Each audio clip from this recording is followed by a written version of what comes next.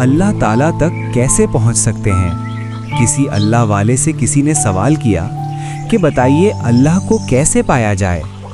तो उन्होंने बंदे से पूछा कि तुम्हें कभी इश्क हुआ है, मोहब्बत हुई है? उस शख्स ने नहीं में सर हिलाया। दरवेश ने कहा कि तू अल्लाह को नहीं पा सकता, क्योंकि अल्लाह तक मोहब्बत किए बगैर नहीं पहुंचा जा सकता। अल्लाह का रास्ता भी उसके महबूब की गली से गुजर कर ही जाता है। वो गली जहां कदम रखते ही दिल की धड़कन तेज हो जाती है, सांस रुक जाती है। ऐसा मंजर होता है जैसे कयामत का समा हो, किसी को किसी की कोई परवाह ना हो।